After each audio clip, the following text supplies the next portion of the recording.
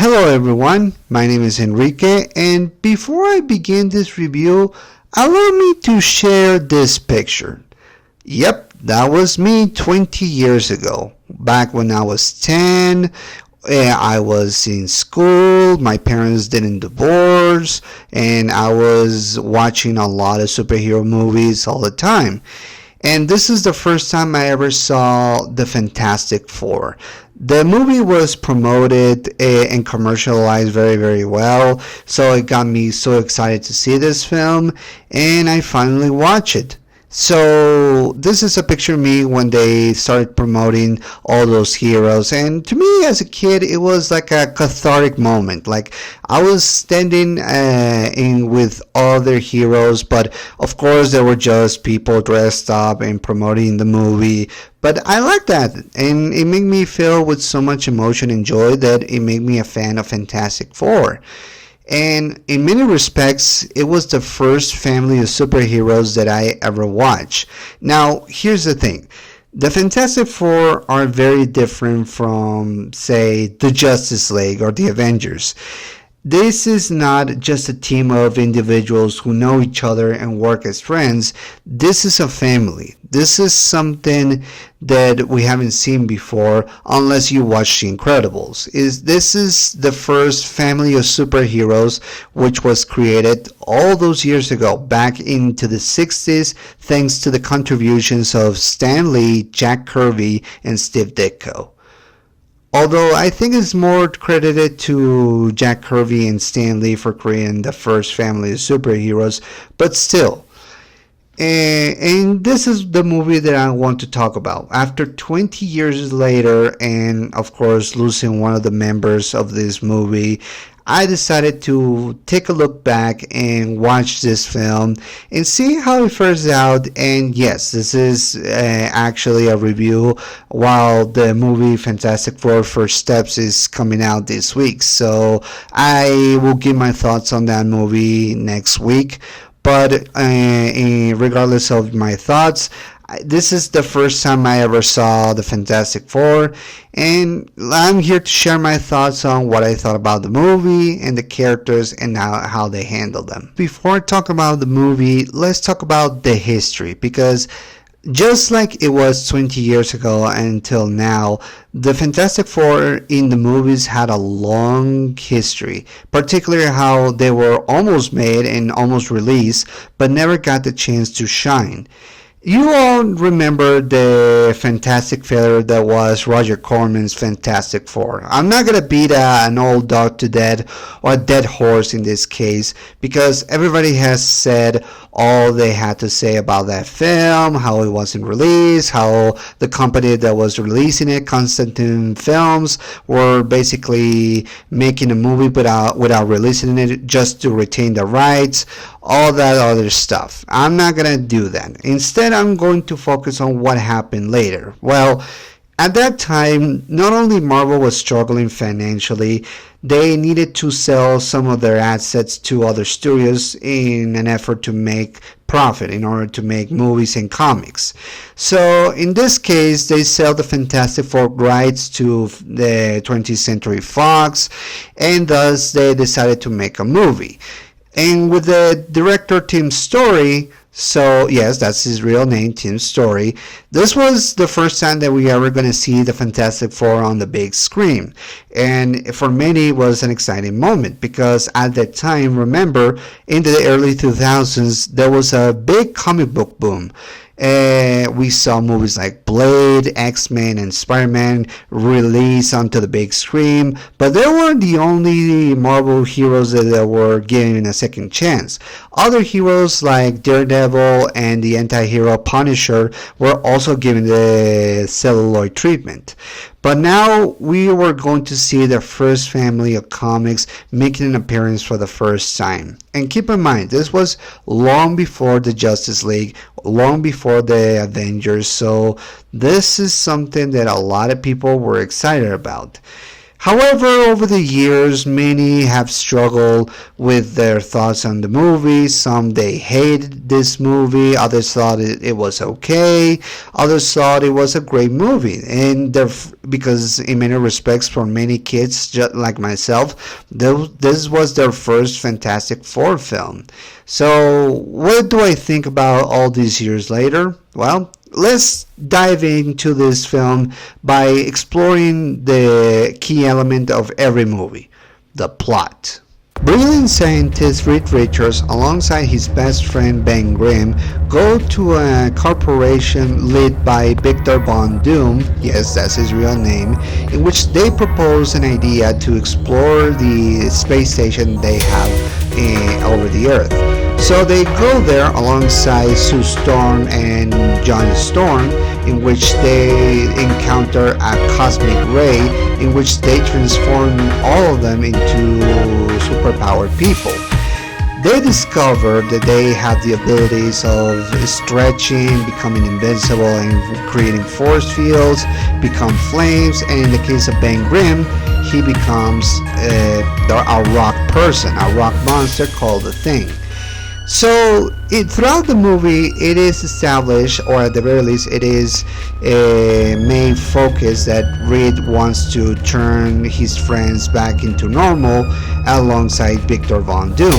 However, Victor has other plans, and by realizing of the potential that he has with his powers, he wants to use them to punish all those who wrong him. The people in business suits, the people who he's struggling with, and even getting revenge on Reed Richards, because there was a love triangle between Reed, Sue, and him. So it is up to Reed, Ben, Sue, and Johnny to put their differences aside in order to stop Doom.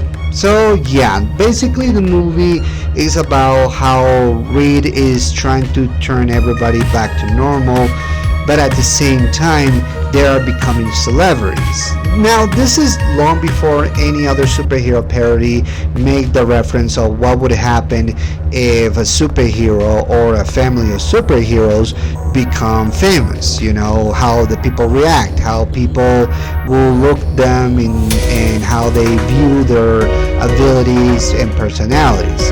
And this movie did that long before Iron Man did. And in many respects it's good, but it almost feels like it's just the bare minimum. The plot is basically just how these five individuals alongside Doom trying to live their lives with these powers. With Reed, he just sees them as a way to solve a solution. Sue is trying to struggle with her emotions, which turns her invisible, although throughout the movie they make her into, well, a bikini joke. Yeah, like she gets undressed almost every time in this movie and in the next one, so that's ridiculous. Johnny's been a bit of a cocky bastard who wants to take advantage of the situation.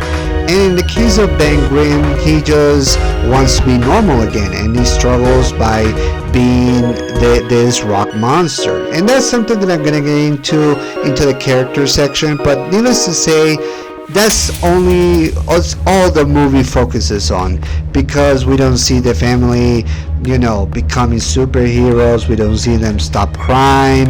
We don't see them go against other criminals. It's just them trying to, you know, trying to go back to normal or live their lives with superpowers. And the only threat that they oppose is Victor Von Doom, or in this case, Dr. Doom. And yeah, I'm gonna get into Dr. Doom later, but yeah, only this movie is focusing on just how these four individuals live their lives with superpowers. And while it is compelling to see that, I will admit that for a superhero movie, they should have more action, more, you know, bad guys running away, and these four trying to use their powers for good. I don't know, it's just that they feel self-contained, and the movie and the script doesn't help them a lot to develop their abilities, and it's just the bare minimum. And that's a problem when you're trying to make a superhero film, because you want to see the four of them do something heroic. You want to see this family of superheroes trying to save lives. And they do save lives, but it's like I said, it's a couple of scenes, or at the very least, just one scene in particular. The rest is just almost like a sitcom, you know? It's like you're watching a superhero sitcom, but without any superheroes doing superhero stuff, if that makes any sense. So yeah, that's the problem of this film. They get the Fantastic Four origin great, but they don't do anything else about it. They just focus on the principles or the basics. And that's something that we needed to see more, and I'm hoping that this new movie can do more with the Fantastic Four. And I know, I'm not gonna lie, it looks like it's going to be a lot better than this film and Fantastic, but we have to wait and see. But now, let's talk about the characters, and I'm going to start with the core members of the Fantastic Four and then talk about Victor Von Doom. There are many characters in this film, but they have so few moments and lines that it's hard for me to get a grasp of the personality and characteristics. We do get a cameo by Stan Lee, and that's something I deeply appreciate. I miss you, Stan Lee. We miss you so much. But let's start this film with basically the main character of this group, or at the very least the leader of the group. That is Mr. Fantastic, Reed Richards, played by Ian Crawford. Now, a lot of people give him a lot of, criticism because he looks the part, but he doesn't do anything in particular that makes everybody believe that he's a super scientist. And keep in mind, Reed Richards, not only is he a brilliant scientist, he's a scientist that could basically match the intelligence of Tony Stark. This is a guy who not only can create a lot of inventions and a lot of mechanics, but he knows how to solve a situation without resorting to violence. And a lot of people felt that Ian Crawford didn't bring that to the table. However, I will admit, looking back 20 years later, while it's still a mixed bag, he still has some of the characteristics of Reed Richards down. He's still an absent-minded scientist. He still tries to resolve the situations. He looks brilliant, and you know when he's talking about scientific stuff, you know he's not messing around. He actually takes this plot very seriously. And his powers, while most of the time is CG, it's not bad CG. It's early 2000s CG, of course. But hey, somehow Ian Crawford sells me into his powers and into the act. So I cannot blame him for that. And I feel bad that he didn't come back in MCU installments to be Mr. Fantastic. But hey, at the very least, I can appreciate that performance when I see it.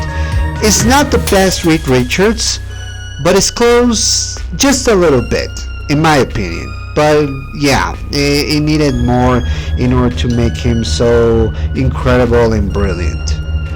Now let's talk about Sue Storm, aka Invisible Woman, played by Jessica Alba. Yes, I will agree with a lot of you.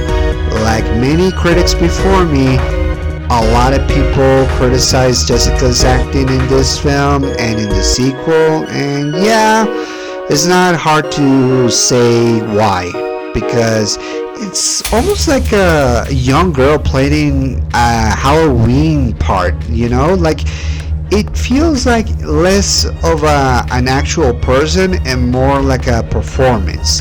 And don't get me wrong, this is not me like criticizing Jessica Alba. I'm not trying to say that she's a horrible actor. I've seen other stuff and she's great, but this movie, like I said, the script doesn't give her too much. In fact, she's just the girlfriend for Reed or Victor. This is where the movie focuses most of the time, in the love triangle between Reed Richards, Sue Storm, and Victor Von Doom. but she looks just there for window dressing or just to be annoyed at some things. She doesn't look like a scientist, and keep in mind, Sue Storm, not only is she a brilliant scientist, but she is almost like the leader of the group. I know a lot of people will disagree on that, but there's a reason why we like Sue Storm. She's not only a mother, she's the one who keeps all the boys in check because she knows the gravity of the situation and tries to put them in the right direction. I don't get that with Jessica's acting. It feels more like a young woman trying to be a superhero or playing the part of a superhero, and most of the time she looks exhausted or drews blood from her nose, and that's horrible for me to say, but I feel that Jessica didn't capture the essence of Sue Storm, and I'm hoping I'm going to see that later. But yeah, I'm not saying, like I said, this is not saying that Jessica is a terrible actress. It's just that the script didn't give her too much, and it feels like the wrong part. And a lot of people say that it should have gone to a part from an actress who's more seasoned, who's more mature in essence. But yeah, you can tell that to the casting director. Now let's talk about what everybody wants me to talk about. Chris Evans as Johnny Storm, aka the Human Torch. Johnny is an asshole. I'm sorry to say that, but yeah, Johnny is basically just a douchebag in this film. And while Chris Evans does the part very, very well, I'm not gonna lie, this is basically what many people associated Chris Evans' performance, because he looked like like the scrawny man or the jock who only thinks about himself, getting the girls, getting the cars, getting the luxury. And this is Johnny Storm in this film. He's just there for the fame, the fortune. And I'm not saying that Johnny Storm is not like that. I mean, he can be a hothead, he can be very full of himself, but most of the time he's still a noble individual. And hey, he's still a good person at heart. He's just playful. It's just that the Johnny Storm from this film is more of a jock who wants to be rich and famous and not actually earning it. He has the powers, but he's just there to show off. And that creates a little bit of a conflict with his co-star, The Thing, basically, because Johnny is just there to show off and mock everybody and try to look like he's the leader. I don't know. But I will give credit to Chris Evans. He sold the part very, very well. And hey, in a better installment, I could see Chris Evans as Johnny Storm very, very well. Hell, as a matter of fact, I saw that in Deadpool and Wolverine, which I reviewed a few weeks ago. So yeah, I can see Chris Evans in this part, but the script didn't give him a lot of good, lines and motivation, so it creates a bit of a conflict. And it didn't help that this movie was criticized by capturing pretty people without regarding whether they are good actors or not. So that is heartbreaking to me to see that. But let me talk about something that is very, very good in this film, and that is the performance of Michael Chiklis as Ben Grimm, aka The Thing. If there's one thing that I enjoy about this film, is the struggle that Ben Grimm goes through, because not only does he go to space alongside his friend Reed Richards, but he, after being bombarded with cosmic rays, he becomes this rock monster. He looks very deformed. And by the way, the practical effects Michael Chiklis look amazing. Even to this day, I appreciated that they didn't make him into a CG character and they actually allow him to be an actual character in this film, a real life character. But yeah, the struggle that Ben goes through this movie is believable. He's turned into a monster. His wife left him, or I think that was his fiance. Well, regardless, yeah. He lost his marriage. He is becoming he's thrown into the public eye. He doesn't know how to do. He doesn't stand Johnny Storm, and he doesn't know how to be normal again. And even though people like that, he doesn't like that because he feels like he won't have any normal life. And the fact that he's a rock monster makes him feel like an outsider. And while Reed is trying to figure out how to reverse that, he becomes more desperate and more, doesn't know who to trust. He doesn't trust Reed. Hell, he doesn't even know who to trust. And that creates an arc for him. Like, he doesn't know how to accept the fact that he's a rock monster, and he's desperate to get rid of that. But after realizing what could cost him, he decides to put those abilities into motion and to defend his friends. So I kind of like that. I actually like the fact that Michael did this performance very, very well.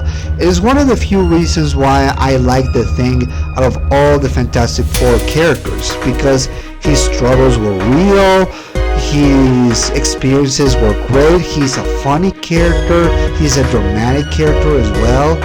And that's something that I really, really enjoy. And that's something that goes to the actor and the prosthetics that they use to make the Thing into a real life character. So I deeply appreciated that. In my opinion, he's the best part of the movie. But now let's talk about the villain of the piece. And that is, of course, Victor Von Doom, aka Dr. Doom, played by Julian McMahon. Now, at the time of this recording, the actor who played him, Julian, had passed away due to cancer.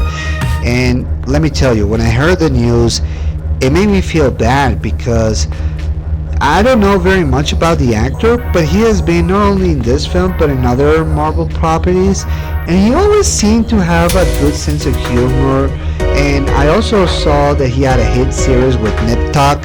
So yeah, this is a great actor who, despite all his struggles, he still looked to be a great actor for Hollywood. So what do I think about his performance as Dr. Doom? Well, here's the thing. Dr. Doom, in many respects, is not the character that we see in this film. In this film, Victor is a corporate man running a business facility, or at the very least a business empire that could send people to space, but he only seems to be almost like a Lex Luthor kind of character. Although Lex Luthor had plans and had ideas, it's just that this version of Victor had just electrical powers, was becoming more metal. And then when he saw his abilities and the show he had with the corporate people, he decided to go rampage and decided to create struggles not only for the Fantastic Four but for the people in charge. And Victor Von Doom was none of those things. Let me break it down. In the comics, there are two types of superheroes: the superpower ones and the masterminds. And Victor Von Doom is both. This is a guy who is a bigger threat to the entire Marvel Universe, even more so than Thanos or Galactus, because not only does he have a technology, but he also has a brilliant mind. He can create technological devices and weapons. He can also conjure sorcery and devices. He runs his own country called Latveria. He is a dictator. He basically has a lot of people on his command.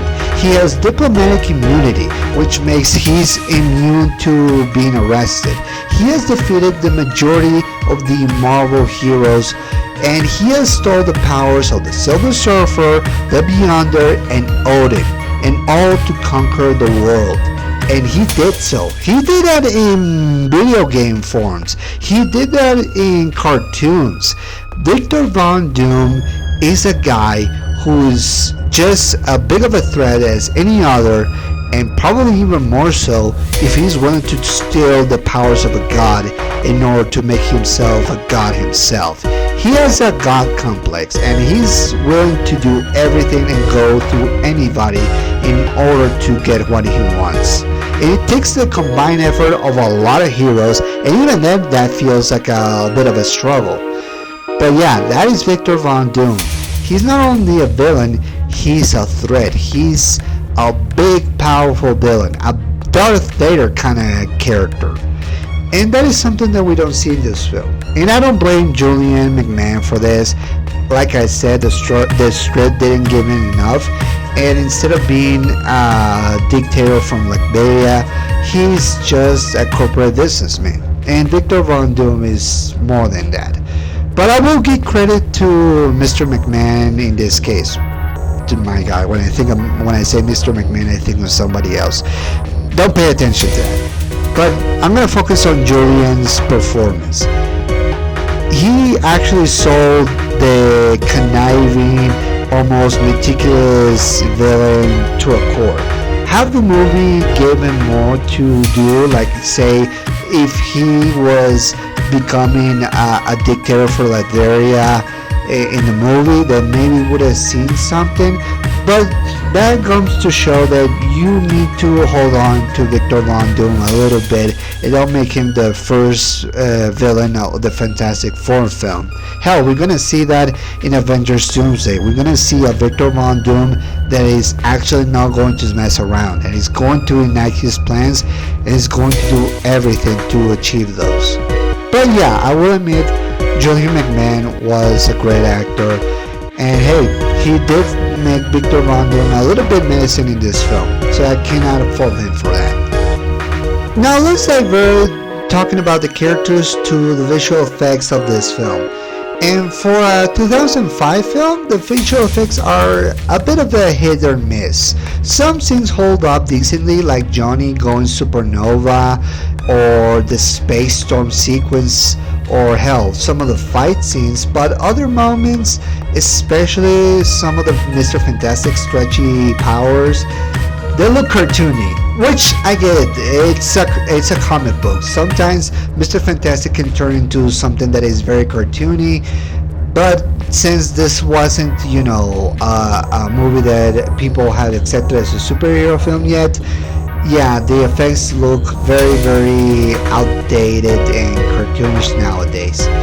But like I said, the things suit throughout the film still deserves credit, because while I do like my characters to be CGI, I have no problem with that. It is good to see a character that is not only made in prosthetics, but it looks real, that it feels real.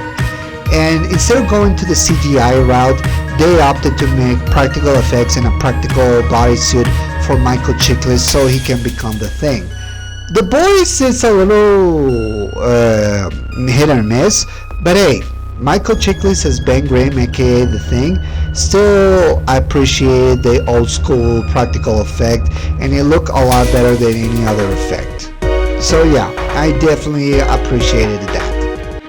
The production design, while not as fantastic, in fact it looks like a normal life for anybody, especially for back then in 2005. Hey, I'll admit, it look good. The lab, the Baxter villain looks great. Some of the props from the spaceship look great. And yeah, Victor Von Doom prosthetics and looks not bad. I'll admit, it's still a normal superhero film compared by today's standards, but hey, still not as bad as I thought it would be. Now let's talk about the tone and the writing of this film.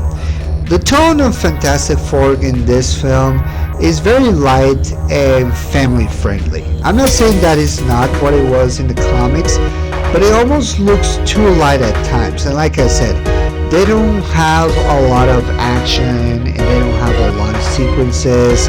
They don't have fantastic moments. It leans too much into the comedy and the drama than the action or deeper themes or meanings.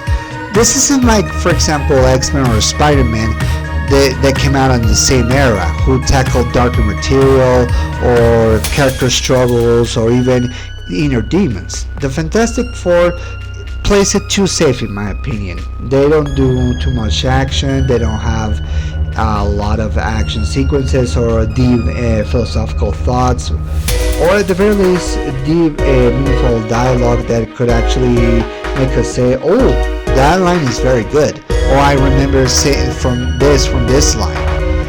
And that comes to the dialogue. The dialogue is very cheesy, and the story can feel a bit rushed, especially with Doom's transformation and motivations.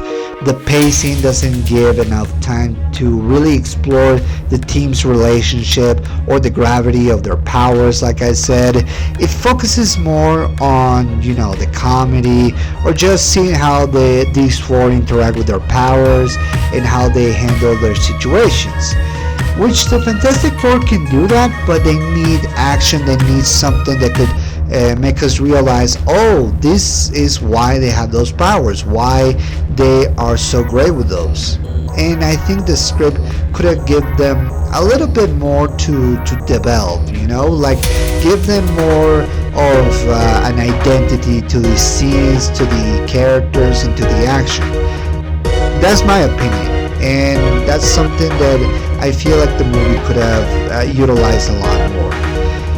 And the action sequences, like I said, there are few far in between, and unfortunately there are just a few moments. The CG, it doesn't hold up very well, it looks cartoony, and again, they could have used a lot more. They could have taken advantage of having a superhero team and make them do more heroic things. And the action sequences are just the bare minimum. But that's just my opinion.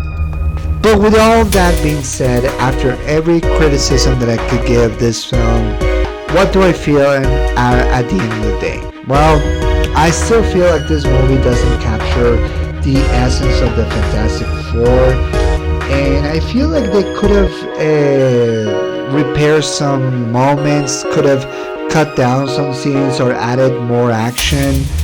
That's my opinion, but at the end of the day, I still have some nostalgia. I still find the characters in this movie somewhat charming and memorable.